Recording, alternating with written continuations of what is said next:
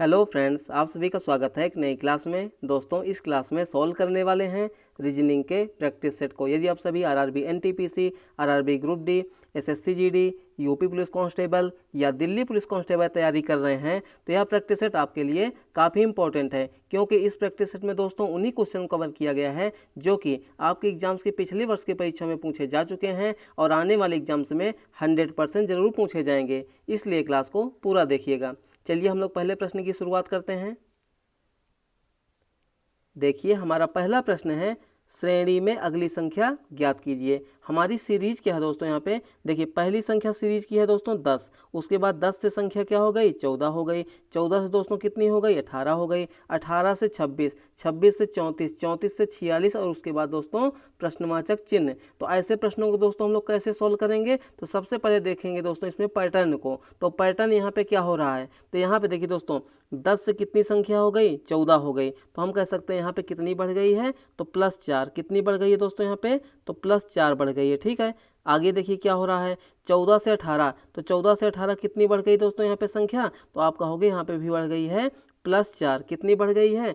+4। यहाँ पे देखिए 18 से 26 हो गई। तो 18 से 26 का मतलब दोस्तों क्या हो गया? 18 में कितना जोड़ दें कि 26 हो जाए दोस्तों? तो 18 में हम लोग 8 जोड़ देंगे तो कितना हो जाएगा? 26 हो जाएगा। हो जाएगा कि नहीं हो जाएगा? आप कहोगे बिल्कुल हो जाएगा। यहाँ पे देखिए 26 से 34 हो गई संख्या, तो कितनी बढ़ी हुई है? तो यहाँ पे देखिए 26 से 34, तो 26 में हम लोग कितना जोड़ दें कि 34 हो जाए? तो यहाँ पे भी जोड़ना पड़ेगा +8। कितना जोड़ना पड़ेगा? +8 जोड़ना पड़ेगा। आगे देखिए 34 से दोस्तों 46, तो 34 से 46 कितना बढ़ा हुआ है? देखिए दोस्तों 34 6 हो जाएगा हमारा कितना? 34 6 हो जाएगा 40, और 40 में 6 जोड़ देंगे कितना हो जाएगा? 46। यानी कि यहाँ पे क्या बढ़ा हुआ है? +12। मतलब कि हमारी पैटर्न में क्या हो रहा है, ध्यान से देखेंगे तो यहाँ पे देखिए +4 +4, मतलब कि यहाँ पे शुरुआत में क्या किया गया? 2 बार +4 किया गया। उसके बाद दोस्तों यहाँ पे 2 बार क्या किया गया? +8 किया गया। ठीक है, आगे क्या हो जाएगा? +12 एक बार हम लोगों ने किया हुआ है, तो आगे क्या हो जाएगा? यहाँ भी हो जाएगा हमारा +12। क्या हो जाएगा? +12। तो यहाँ पे हो जाएगा दोस्तों 46 और प्लस कितना हो जाएगा? 12। तो 46 और 12 कितना हो जाएगा? 6 2 होता है 8, 4 1 हो जाएगा 5। तो 58 इस प्रश्न का बिल्कुल सही उत्तर हो जाएगा। तो ऑप्शन नंबर डी इस प्रश्न का बिल्कुल राइट आंसर हो गया। ठीक है, चलिए आगे देखिए अगले सवाल को।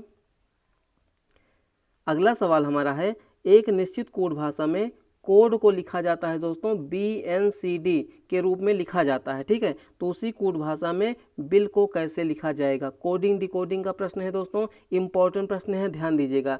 यहाँ पे सबसे पहले हम लोग देखेंगे कि कोड को, ध्यान दीजिएगा, कोड को क्या लिखा गया है? BNCD। ठीक है ना, तो हम लोग यहाँ पे पैटर्न को लिखते हैं, यानी पैटर्न को देखते हैं। देखिए सबसे पहले क्या दिया गया है? कोड, तो CO, उसके बाद है D, उसके बाद है दोस्तों यहाँ पे E। ठीक है, तो कोड को क्या लिखा गया है? तो यहाँ पे लिखा गया है BN, ध्यान दीजिएगा, BNCD। ठीक है, तो सबसे पहले हम लोग क्या करेंगे दोस्तों? देखिए इसका कर लेंगे हम लोग नंबरिंग। नंबरिंग का मतलब दोस्तों क्या होता है? देखिए अंग्रेजी वर्णमाला जो होती है, मतलब ABCD जो होती है, उसमें A से लेकर कितने अक्षर तक होते हैं? Z तक होते हैं। तो हम लोग जो है इसका नंबरिंग जो है करेंगे, जैसे कि A होता है 1 नंबर पे, B होता है 2 नंबर पे, C होता है 3 नंबर पे, ऐसे करके Z होता है 26 नंबर पे। ठीक है, तो कोडिंग करेंगे यहाँ पे तो क्या हो जाएगा? देखिए C का स्थान कितना होता है अंग्रेजी वर्णमाला में? तो आप कहोगे यहाँ पे होता है 3। ठीक है, O का स्थान कितना होता है? O होता है 15वें नंबर पे। D कितने स्थान पर होता है? D होता है 4थे नंबर पे। E कितने स्थान पर होता है? E होता है दोस्तों 5वें नंबर पे। ठीक है, चलिए यहाँ पे देखिए, यहाँ पे हमारा है B, तो B कितने नंबर पे होता है ABCD में? दूसरे नंबर पे होता है। N कितने नंबर पे होता है? N होता है 14वें नंबर पे। ठीक है, और C कितने नंबर पे होता है? तीसरे नंबर पे होता है। और D कितने नंबर पे होता है? चौथे नंबर पे होता है। होता है कि नहीं होता है? आप कहोगे बिल्कुल होता है। तो यहाँ पे हम लोग देखेंगे पैटर्न को। देखिए दोस्तों C से B, या कह सकते हैं 3 नंबर से हो गया दोस्तों 2 नंबर, कितना कम हुआ? -1। ठीक है, 15 से 14 हो गया, कितना कम हुआ? -1। ठीक है, 4 से हो गया 3, कितना कम हुआ? -1। 5 से हो गया दोस्तों 4, कितना कम हुआ? -1। तो हम कह सकते हैं इसमें क्या हो रहा है? सभी जो है अक्षरों में -1 माइनस करके 1 करके घटाया गया है। तो हमें क्या बताना है दोस्तों? बिल का कोड क्या होगा? यानी कि बिल का कोड क्या होगा, तो BILL। तो सबसे पहले इसका अगर हम लोग नंबरिंग करेंगे यहाँ पे, तो बी होता है 2 नंबर पे, ध्यान दीजिएगा, आई होता है 9 नंबर पे, एल होता है 12 नंबर पे, एल होता है 12 नंबर पे, ठीक है। तो यहाँ पे हम लोग क्या करेंगे, सभी में -1, सभी में क्या करेंगे, -1 करेंगे, ठीक है। तो -1 करने के बाद क्या हमारा संख्या आएगा, तो यहाँ पे आएगा 2 में से 1 गया 1, ध्यान दीजिएगा, 2 में से 1 गया 1, 1 नंबर पे होता है ए, ठीक है। यहाँ पे देखिए 9 में से 1 गया हो जाएगा 8, 8वें नंबर पे कौन होता है, तो 8वें नंबर पे होता है एच, ठीक है। 12 में से 1 गया हो जाएगा 11, 11वें नंबर पे कौन होता है दोस्तों, के होता है। लास्ट में भी 12 में से 1 जाएगा कितना हो जाएगा 11, 11वें नंबर पे कौन होता है, के होता है। तो हमारे जो है यहाँ पे अंग्रेजी वर्णमाला कौन कौन अक्षर आएंगे, मतलब क्या कूट होगा इसका BILL का, तो यहाँ पे हो जाएगा AH और उसके बाद डबल के, तो AH इस प्रश्न का हमारे बिल्कुल सही उत्तर हो जाएगा। तो देखिए किस वाले ऑप्शन में है, तो ऑप्शन नंबर ए, तो ऑप्शन नंबर ए इस प्रश्न का बिल्कुल सही उत्तर हो गया। समझ में आ गया, वेरी वेरी इंपॉर्टेंट प्रश्न था। चलिए आगे देखिए अगले सवाल को। देखिए अगला सवाल दोस्तों यहाँ पे दिशा और दूरी चैप्टर का है। क्वेश्चन में क्या पूछा गया है, ध्यान से देखेंगे। यहाँ पे है दोस्तों, एक लड़का पश्चिम की ओर 4 किलोमीटर चलता है, फिर दाएं मुड़ता है और 7 किलोमीटर चलता है, फिर बाएं मुड़ता है और 22 किलोमीटर चलता है और गंतव्य तक पहुंचता है। लड़के द्वारा तय की गई दोस्तों दूरी कितनी है, यानी कि हमें क्या बताना है, दूरी, ठीक है। तो चलिए दिशा और दूरी चैप्टर का प्रश्न है, तो यहाँ पे हम लोग समझेंगे सबसे पहले मैप को, मतलब कि मैप में क्या समझेंगे, तो मैप में समझेंगे दोस्तों यहाँ पे दिशाओं को, ठीक है। देखिए ये रहा हमारा मैप, ठीक है। मैप में दोस्तों ऊपर की ओर कौन सी दिशा होती है, उत्तर दिशा होती है, ठीक है। नीचे की ओर कौन सी दिशा होती है, तो दक्षिण दिशा होती है, ठीक है। दाहिने हाथ की तरफ में कौन सी दिशा होती है, पूरब दिशा होती है, और बाएं हाथ की तरफ में कौन सी दिशा होती है, पश्चिम दिशा। ये हमारी रही दोस्तों दिशाएं, ठीक है ना। तो चलिए क्वेश्चन में क्या कहा गया है कि सबसे पहले ध्यान से देखेंगे दोस्तों, लड़का पश्चिम की ओर चलता है और 4 किलोमीटर चलता है, ठीक है। तो सबसे पहले हम लोग क्या करेंगे, लड़के को पश्चिम की ओर 4 किलोमीटर चला देंगे, ठीक है। तो मान लीजिए ये है बिंदु, या कह सकते हैं ये पॉइंट है ए, तो ए पॉइंट से चलना शुरू किया और 4 किलोमीटर चलता है, कितना 4 किलोमीटर पश्चिम की ओर, ठीक है, कितना पश्चिम की ओर, ठीक है। उसके बाद देखिए आगे क्वेश्चन में क्या कहा गया है दोस्तों, तो आगे कहा गया है फिर दाएं मुड़ता है, ध्यान दीजिएगा, दाएं मुड़ता है और 7 किलोमीटर यहाँ पे चलता है, ठीक है। तो हम कह सकते हैं कि पश्चिम का जो है दायां क्या हो जाएगा, तो पश्चिम का दायां हो जाएगा दोस्तों उत्तर हो जाएगा, क्या हो जाएगा, उत्तर हो जाएगा। और ये कितना चला हुआ है, तो 7 किलोमीटर, 7 किलोमीटर चल गया। फिर उसके बाद क्वेश्चन में देखिए क्या कहा गया है, तो क्वेश्चन में कहा गया है कि फिर बाएं मुड़ता है और 22 किलोमीटर चलता है, ठीक है। तो यानी उत्तर का बायां क्या हो जाएगा, तो उत्तर का बायां हो जाएगा दोस्तों फिर से पश्चिम, यानी कि पश्चिम की ओर चलाइए इसको, कितना 22 किलोमीटर, यानी कि 22 किलोमीटर हो गया। और यहाँ पे दोस्तों बी नामक स्थान पर पहुँच गया। तो क्वेश्चन में कहा जा रहा है कि लड़के द्वारा तय की गई दूरी कितनी है, तो दूरी बताना है दोस्तों।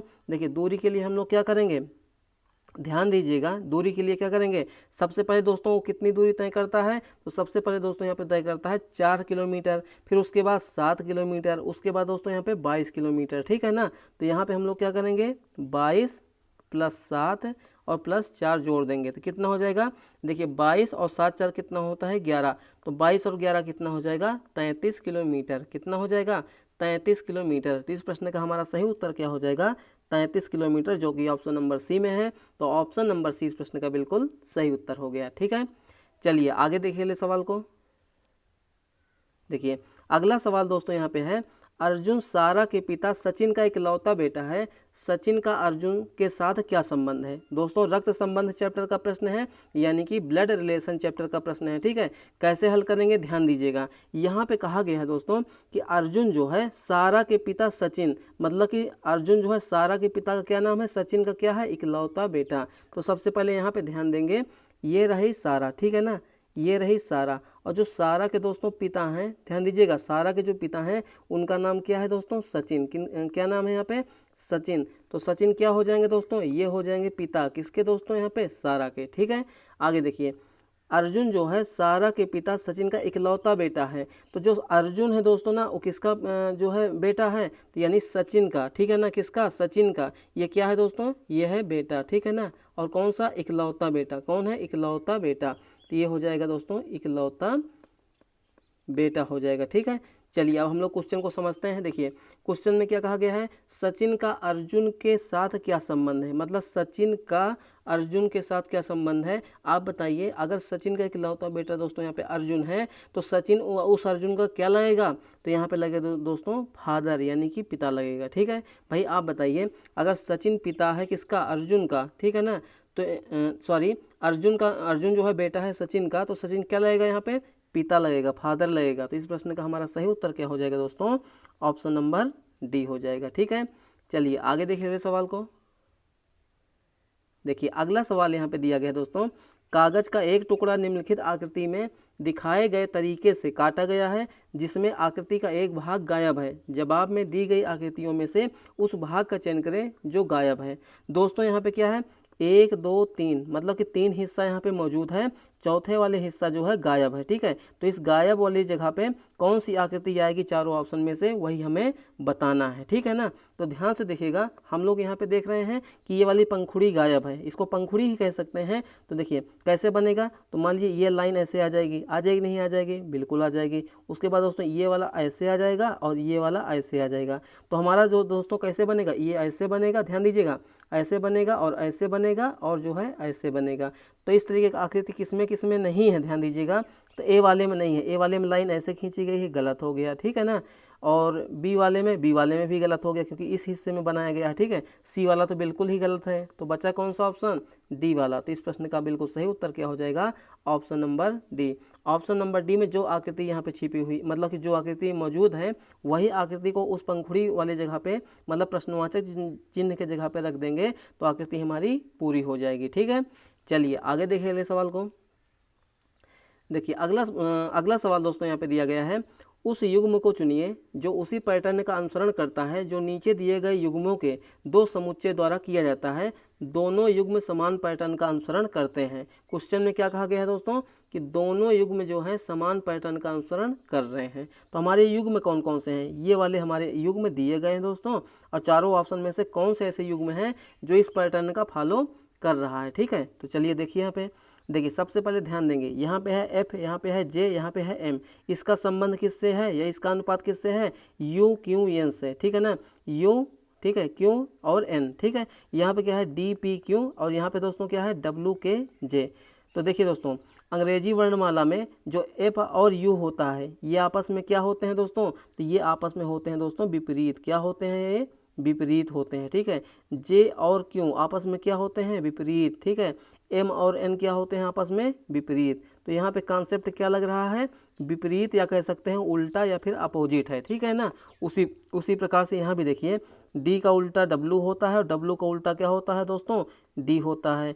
पी का उल्टा दोस्तों यहाँ पे के होता है, के का उल्टा क्या होता है, पी होता है। ठीक है, क्यू का उल्टा जे होता है और जे का उल्टा दोस्तों यहाँ पे क्यों होता है। तो यहाँ पे जो दोस्तों क्या हो जाएगा, विपरीत का कॉन्सेप्ट यहाँ पे, मतलब विपरीत वाला पैटर्न यहाँ पे दोनों में लग रहा है। ठीक है, तो चलिए हम लोग ऑप्शन में चलते हैं और देखते हैं कि जो है कौन एक दूसरे के यहाँ पे विपरीत वाले ऑप्शन दिए गए हैं। ठीक है, देखिए पहले है दोस्तों आई का उल्टा क्या ए होता है, गलत। ठीक है ना, ओ होता, बी वाले में चलेंगे तो बी वाले में देखिए, या फिर दूसरे को भी चेक कर सकते हैं, कोई बात नहीं है। देखिए ओ है, ओ का उल्टा का एल होता है, बिल्कुल होता है। ओ का उल्टा जो है एल हो जाएगा। ठीक है, वी का उल्टा क्या ई होता है, बिल्कुल होता है। सी का उल्टा एक्स होता है, बिल्कुल होता है। तो हमारे इस प्रश्न का बिल्कुल सही उत्तर क्या हो जाएगा, ऑप्शन नंबर बी हो जाएगा। अच्छा दूसरे को भी चेक कर सकते हैं। देखिए एम का उल्टा क्या ओ होता है दोस्तों, नहीं होता। एम का उल्टा एन होता है, तो ये वाला गलत हो गया।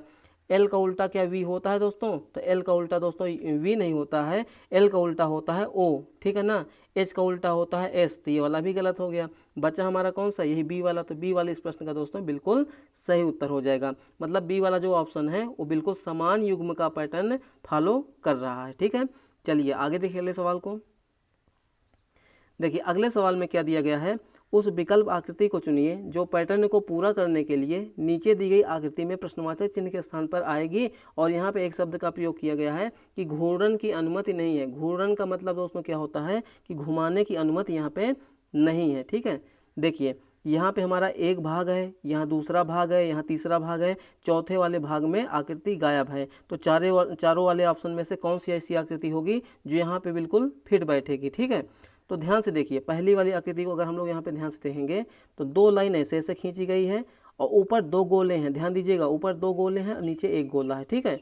जैसे ही दोस्तों हम लोग यहाँ पे दूसरे वाली आकृति में जाते हैं, ध्यान दीजिएगा, दूसरे वाली आकृति में जाते हैं तो यहाँ पे क्या हो गया है, तो यहाँ पे दोस्तों हो गया है ये जो मतलब कि डबल गोला है ये इधर हो गया है और लाइन उसका जस्ट अपोजिट हो गया है, ध्यान दीजिएगा, लाइन उसका जस्ट अपोजिट हो गया है। गोले की जो है मतलब कि दूरी कह सकते हैं, या गोला जहाँ जहाँ पे है सेम टू सेम वही है, सिर्फ और सिर्फ यहाँ पे क्या बदला हुआ है, लाइन, मतलब पहले वाले में ऐसे ऐसे तो दूसरे वाले में ऐसे ऐसे, ठीक है, बाकी गोले जो हैं एक जैसे हैं, ठीक है। चलिए हम लोग तीसरे वाले में देखेंगे, तो तीसरे वाले में यहाँ पे देखिएगा तो ये लाइन ऐसे हो गई है और गोला यहाँ पे नीचे हो गया, ये गोला मतलब जिसमें 2 गोले हैं वो नीचे हो गया, जिसमें 1 गोला है वो दोस्तों ऊपर हो गया, ठीक है। तो आगे वाले में क्या हो जाएगा दोस्तों, मतलब इसमें क्या हो जाएगा, तो इसमें दोस्तों हो जाएगा हमारा कैसे, तो यहाँ पे हमारा हो जाएगा दोस्तों ये लाइन हो जाएगी ऐसे ऐसे, हो जाएगी नहीं हो जाएगी, बिल्कुल हो जाएगी। ये सिंगल गोला इधर हो जाएगा और डबल वाला गोला दोस्तों यहाँ पे ऐसे हो जाएगा। तो इस तरीके का आकृति किसमें है, तो इस तरीके का आकृति देखिए, इसमें दोस्तों सिंगल गोले हैं तो गलत हो गया, ठीक है। इसमें देखिए एक ही लाइन है, ये भी गलत हो गया।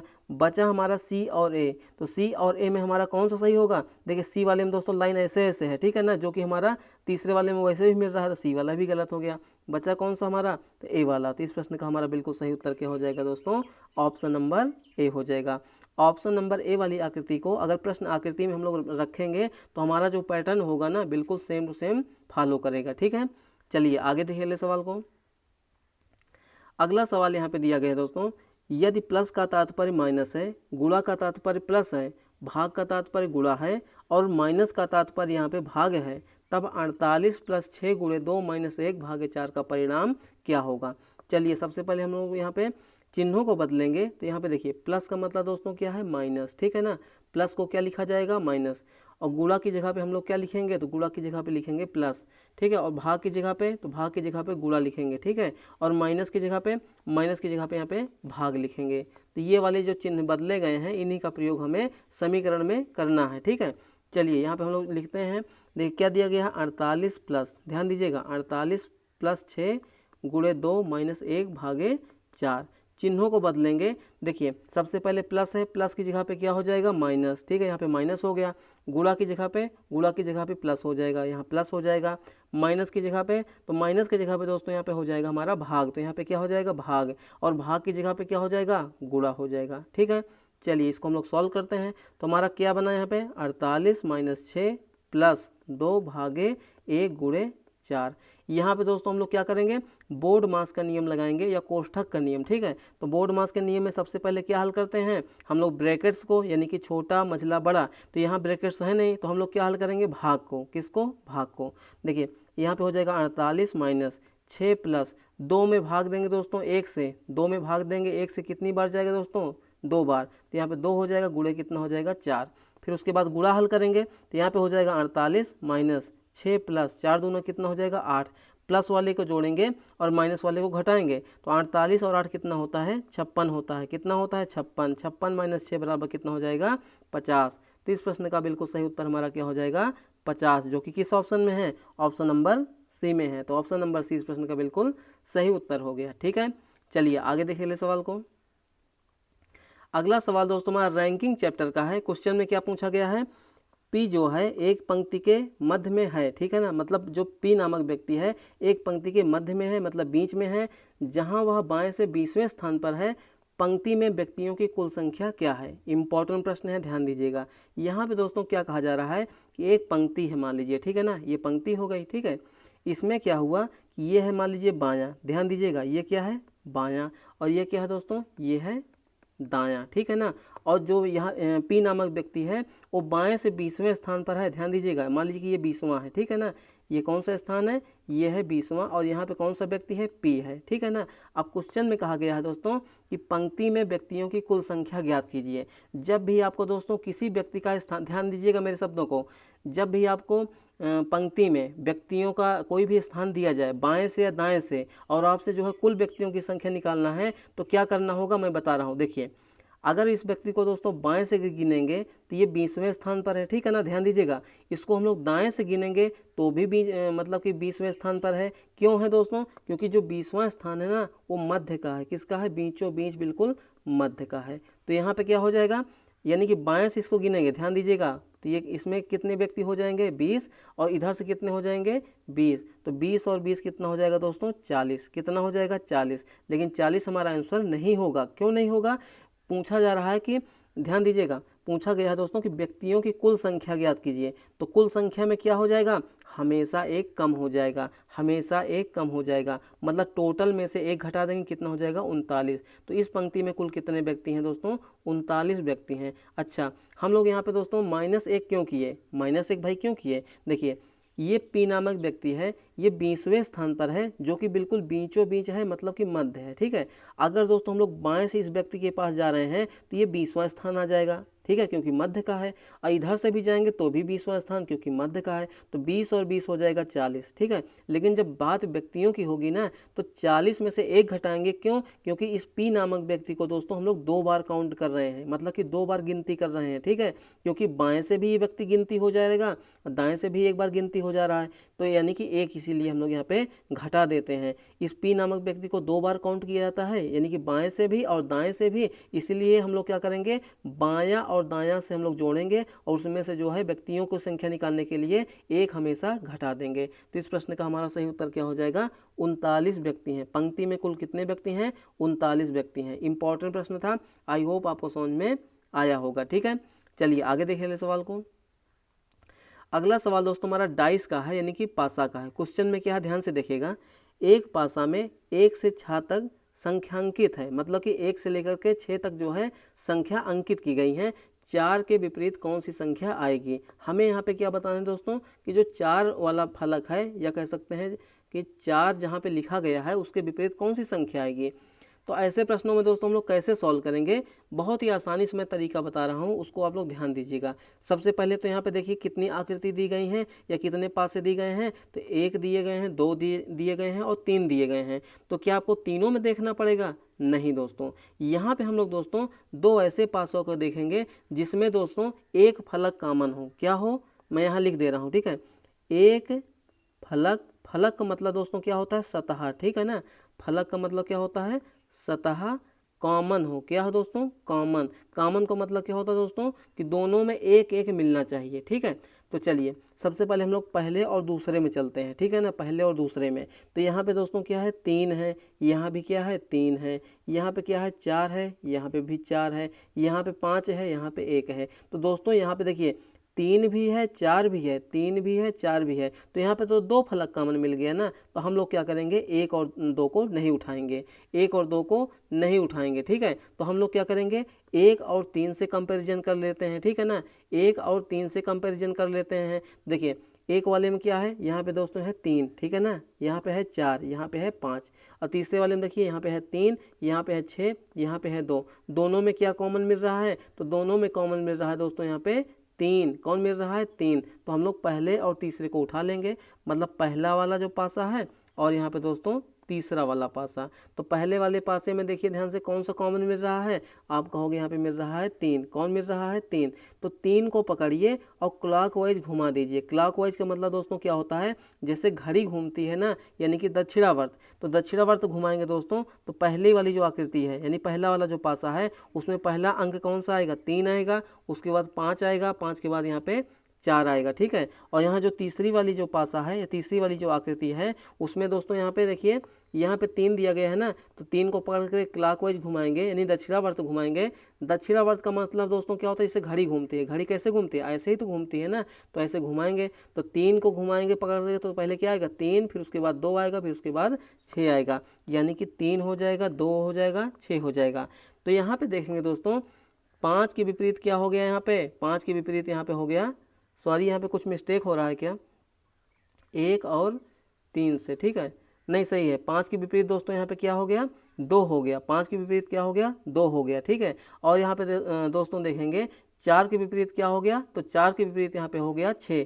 तो 4 के विपरीत हम लोगों से पूछा गया है, तो 4 के विपरीत क्या हो जाएगा, 6 हो जाएगा। तो 6 इस प्रश्न का हमारे बिल्कुल सही उत्तर हो जाएगा। तो ऑप्शन नंबर डी इस प्रश्न का दोस्तों बिल्कुल सही जवाब हो गया। क्या हो गया? बिल्कुल सही जवाब हो गया। 3 के विपरीत क्या हो जाएगा? 3 के विपरीत यहाँ पे कौन बचेगा? 1 बचेगा। 3 के विपरीत यहाँ पे हो जाएगा 1 हो जाएगा। ठीक है, तो इस प्रश्न का हमसे पूछा गया था कि 4 के विपरीत क्या होगा, तो 4 के विपरीत 6 हो जाएगा और 6 के विपरीत यहाँ पे 4 हो जाएगा। तो क्वेश्चन में 4 के विपरीत पूछा गया है, तो ऑप्शन नंबर डी इस प्रश्न का बिल्कुल सही उत्तर हो गया। ठीक है, तो ये रहा आज के हमारे मोस्ट इंपॉर्टेंट क्वेश्चन दोस्तों। क्लास आपको कैसी लगी अपना फीडबैक दीजिएगा। चैनल पर नए हैं तो चैनल को सब्सक्राइब कीजिए, लाइक कीजिए, शेयर कीजिए। चलिए मिलते हैं नेक्स्ट क्लास में, तब तक के लिए आप सभी का बहुत बहुत धन्यवाद।